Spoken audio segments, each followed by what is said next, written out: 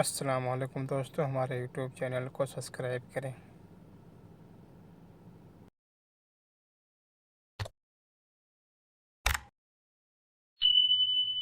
معزز دوستو،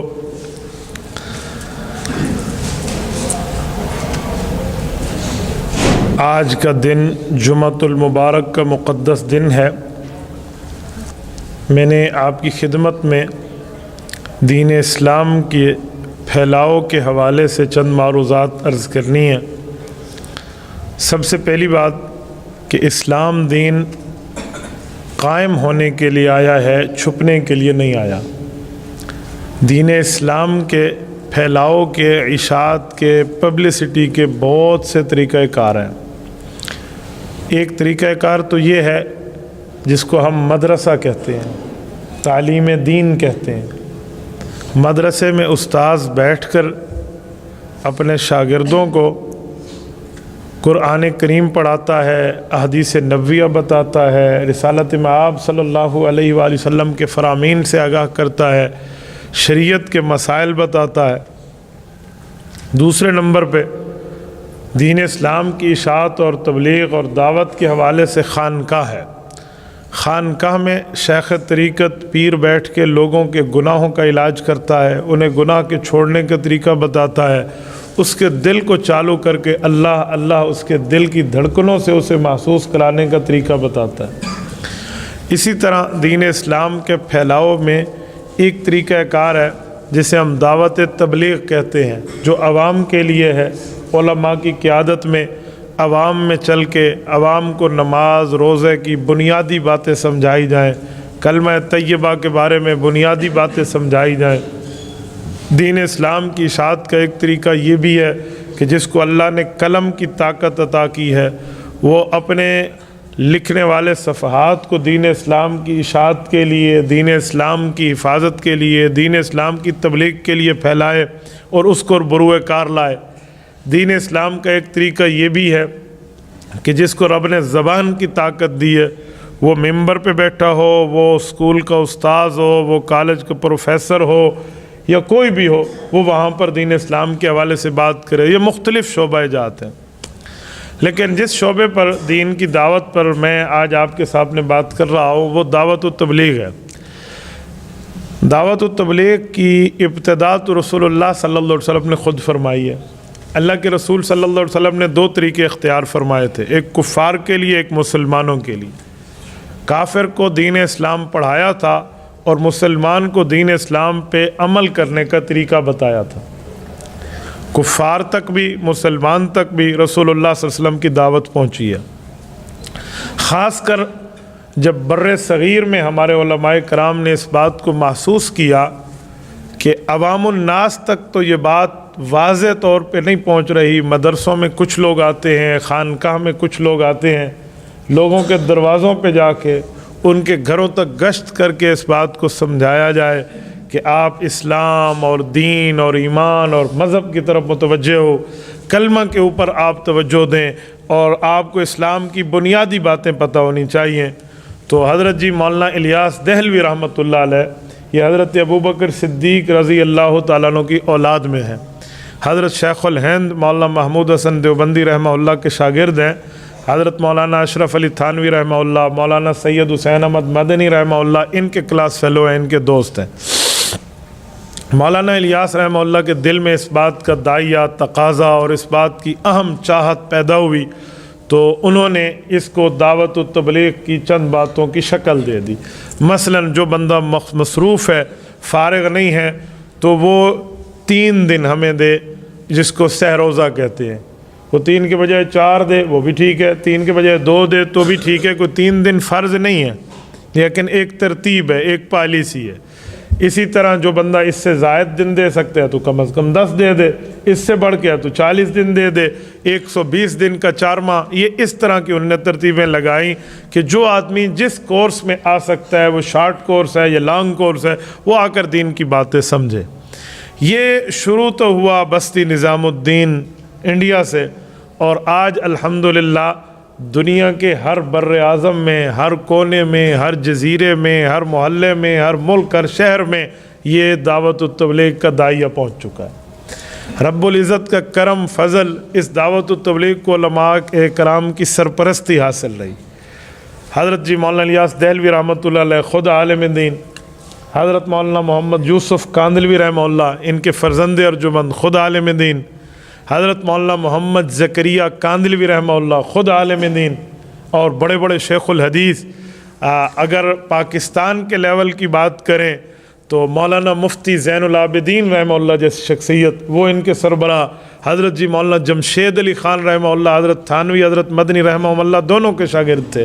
اور یہ اس جیسا جبل العلم آدمی مولانا احسان دامت برکاتہم ہیں، حضرت جی مولانا زکریہ رحمہ اللہ کے خلیفہ مجاز ہیں، اور حضرت حاجی عبدالوہاب رحمۃ اللہ علیہ اگرچہ عالم نہیں ہیں لیکن علماء کی سرپرستی میں اس شخص نے وہ کارنامے سر انجام دیے ہیں جو رہتی دنیا تک یاد رکھے جائیں گے۔ ان لوگوں نے اس طرح دین کی دعوت کو پھیلایا۔ اب یہ دین کی دعوت صرف کلمہ نماز روزے کی بات کی حد تک، شروع میں ہمارے ملک کی ایجنسیز نے ان پر رابطہ رکھنا شروع کیا کہ کہیں حکومت کے خلاف کوئی تحریک نہ ہو، کہیں کوئی بغاوت کا مسئلہ نہ ہو۔ کہتے ہیں جنرل ضیاء الحق کے دور میں باقاعدہ تبلیغ کی شکل میں رائمنڈ مرکز کے اندر کارندے بھیجے گئے، بھئی ان کی باتوں کو سنو، یہ کیا سمجھانا چاہ رہے ہیں۔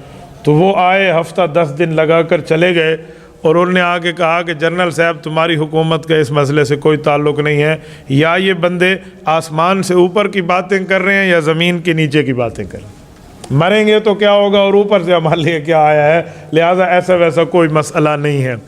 تو اس طرح کے معاملات ہمارے ہاں پاکستان میں واضح ہیں، تو بالکل کھلا ہے۔ بر صغیر میں ان لوگوں نے دین کی خدمت اتنی کی ہے کہ آج توحید کا نام باقی ہے تو ان میں ان کا بھی حصہ موجود ہے کہ اللہ سے ہوتا ہے، غیر اللہ کسی چیز پر قادر نہیں ہے، اللہ چاہے گا تو ہوگا، رب نہیں چاہے گا تو کچھ نہیں ہو سکتا۔ اس طرح کی بات، اسے کہتے ہیں پہلا نمبر جسے توحید کہتے ہیں، کلمے کی بات کہتے ہیں۔ دوسرے نمبر پہ نماز ہے، اچھا پھر تعلیم و تعلم ہے، اکرام مسلم ہے، اچھا اسی طرح پھر اس طرح بات سمجھاتے یہ 4 5 6 چیزوں کی بات کو اکٹھا کر کے ان لوگوں نے ان معاملات کو سامنے رکھا۔ اب مسئلہ یہ ہے کہ جس بندے نے وقت لگایا ہے وہ اس معاملات کو جانتا ہے، اور جس نے وقت نہیں لگایا وہ اس کا مخالف ہے۔ حالیہ دور میں سعودی عرب کے اندر تبلیغی جماعت پر پابندی لگی ہے۔ میں سعودی عرب کے ماحول کو بہت اچھی طرح جانتا ہوں، میں عربوں میں رہا ہوں، جاتا رہتا ہوں، آنے جانے کا ماحول میرا بہت اچھا ہے، میں ان کے مزاج کو جانتا ہوں۔ مجھے لگتا ہے ان تک معلومات غلط پہنچی ہیں، ان تک باتیں ان کے بارے میں صحیح نہیں بتائی گئیں، جھوٹ بولے گئے ہیں، غلط کاری کی گئی ہے۔ میری معلومات میں بر صغیر ہمارا ملک پاکستان ہندوستان کے کچھ شرپسند عناصر نے مختلف بندوں کے نام پہ انہیں ہزاروں خطوط لکھے ہیں، ہزاروں خطوط۔ ایک بندہ لکھ رہا ہے 100 آدمیوں کے مختلف ناموں سے، اور وہ سعودی ایمبیسی بھیج رہا ہے کہ یہ لوگ ٹھیک نہیں ہیں، آپ کے یہاں یہ غلط کام کر رہے ہیں۔ اب ایک علاقے سے لاکھوں اور ہزاروں خطوط کسی ایمبیسی میں آ جائیں تو اگلا پریشان تو ہو جائے گا، کیا معاملہ ہے؟ وہ دیکھتے رہے، وہاں کوئی اس طرح کا نظام نہیں ہے، اور وہاں کوئی سیاسی علماء بھی نہیں ہے جو حکومتی لیول میں آنکھوں میں آنکھیں ڈال کے انہیں مسئلہ بتائیں اور انہیں صحیح طریقے پر باور کرے۔ وہاں یہ معاملہ بھی نہیں ہے، وہاں مدرسوں کا سسٹم بھی نہیں ہے، خانقاہ کا سسٹم بھی نہیں ہے، بادشاہی نظام ہے۔ تو انہیں بیک جنبش قلم پابندی یاد کر دی۔ اچھا جی، پابندی لگ گئی۔ میں آج آپ کی وساطت سے 2-4 باتیں آپ کو بھی عرض کرتا ہوں، اور اس میڈیا کے ذریعے پوری دنیا میں بھی ہماری گفتگو جاتی ہے۔ میں ایک بات پوچھتا ہوں، اس جماعت پر پابندی لگانے کا فائدہ ہے جس کا کوئی جھنڈا، کوئی چندہ، کوئی ڈنڈے والا کام ہو؟ تبلیغی جماعت کا نہ کوئی جھنڈا ہے، نہ کوئی چندہ ہے، نہ کوئی ڈنڈا ہے، اس پر پابندی لگانے کا فائدہ کیا ہے؟ اچھا، یہ جماعت کوئی جلسہ جلوس کوئی اس طرح کے معاملات میں آگے آئے تو پابندی کوئی بات بنتی ہے کہ یار یہ حکومت کی مخالفت میں چیز نہیں آئے گی۔ تبلیغی جماعت کا کون سا جلوس ہے، کون سا جلسہ ہے، کون سا روڈ بلاکنگ ہے، کون سا ہڑتال اور اسٹرائک کی ان کی کالیں ہیں؟ تو اس پر پابندی سے کیا فائدہ؟ نمبر 3، آپ کو اس بارے میں غلط بتایا گیا کہ یہ لوگ کہتے ہیں چلہ لگائیں فرض ہے، 4 ماہ لگائے فرض ہے، سہ-روزہ لگائیں جو نہ لگائے گناہ گار ہے۔ ایسی کوئی بات نہیں ہے، کوئی جماعت کی دعوت و تبلیغ میں یہ اصول نہیں ہے۔ وہ کہتے ہیں بھائی جس نے ٹائم دے دیا اس کا بھی بھلا اور جس نے نہ دیا اس کا بھی بھلا، تو وہ تو دین سکھاتے پھر رہے ہیں۔ اچھا، کوئی ان کی فنڈنگ نہیں ہے، کوئی ان کے معاملات ایسے نہیں ہیں، تو اس بارے میں غلط معلومات پہنچا کر یہ باتیں بتائی گئیں، جی ایسے ہیں ایسے ہیں۔ میں کہتا ہوں جس افسر نے پابندی کا آرڈر ایشو کیا ہے نا، اگر وہ 3 دن اس جماعت میں بیٹھ جاتا تو وہ سمجھتا کہ ہم سے زیادہ توحید بیان کرنے والے اور ہم سے زیادہ اللہ اللہ سمجھانے والے ہیں۔ بھائی دعوت و تبلیغ کی ذمہ داری اصل تو علماء کی ہے کہ عالم دین کے پاس علم بھی ہے، پیغمبر کا وارث بھی ہے، اس کو ہر صورت حال میں دین اسلام کا تحفظ کرنا چاہیے اور دین اسلام اپنی ترتیب پہ سمجھائے۔ وہ مدرسے میں ہے، مدرسے میں بیٹھ کے سمجھائے، خانقاہ میں ہے، خانقاہ میں سمجھائے، مسجد کا امام ہے، ممبر کا خطیب ہے، وہ یہاں سمجھائے، یا اللہ نے اسے سیاسی طاقت دی ہے وہ اسمبلی ہال تک پہنچا ہے تو دین اسلام کی بات وہ وہاں بتائے، یہ عالم کی ذمہ داری ہے۔ لیکن یہ کام علماء کی زیر نگرانی ہے، اور عوام میں کلمے کی بات، آخری 10 صورتیں یاد کر لیں، بھائی نیکی کی بات کر لیں، نماز کی پابندی کر لیں، حقوق دینے والے، اس طرح کی باتیں ہیں۔ کوئی حکومت سعودیہ کو اس پہ پابندی لگانے سے فائدہ نہیں ہوگا بلکہ الٹا نقصان ہوگا۔ ہاں میں نے ایسے ایسے عرب علماء کو دیکھا ہے جن کا وقت لگا ہے یا جو رائمنڈ آئے ہیں اور دعوت و تبلیغ کے کام کو انہوں نے دیکھا، قریب سے سمجھا اور وہ بدل گئے۔ میری کئی تشکیلیں اپنی 4 ماہ کے دور میں عرب علماء کے ساتھ ہوئی ہیں۔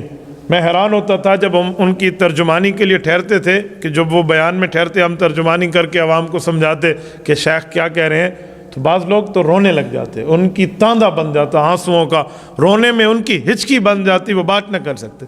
کہتے ہیں ہم مانتے ہیں ہم عرب ہیں، ہماری قوم میں رسول اللہ صلی اللہ علیہ وسلم مبعوث ہوئے ہیں، لیکن یہ کام اللہ نے تم عجم علماء سے لیا۔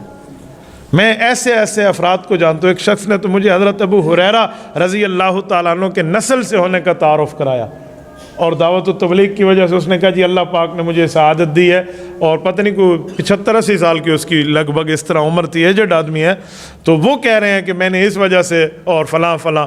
آپ بتائیں سیدنا ابو ہریرہ رضی اللہ عنہ کوئی کم درجے کے صحابی ہیں؟ شاید حدیث پاک کی کتاب کا شاید کوئی ایک صفحہ ایسا ہو جس پہ ان ابی ہریرہ عن رسول اللہ نہ ہو، ورنہ ہر صفحے پر ان ابی ہریرہ عن رسول اللہ صلی اللہ علیہ وسلم قال۔ حضرت ابو ہریرہ فرماتے ہیں میرے پاک پیغمبر نے یوں فرمایا، حضرت ابو ہریرہ فرماتے ہیں ہمارے نبی پاک نے یوں ارشاد فرمایا۔ ہر صفحے پہ حضرت ابو ہریرہ نظر آتا ہے رضی اللہ عنہ۔ حضرت ابو ہریرہ رضی اللہ عنہ کی قبر مبارک جنت البقیع میں ہے، مدینہ طیبہ میں۔ میں جب بھی جاتا ہوں باقی صحابہ کرام امہات المؤمنین کے لیے علیحدہ علیحدہ اصال، لیکن حضرت ابو ہریرہ کے لیے خاص اصال ثواب کے بندے کو تحفے کو لے کر جانا چاہیے۔ ہمارے محسن ہیں، ان نے ہم تک ہمارے پاک پیغمبر کی باتوں کو پہنچایا ہے۔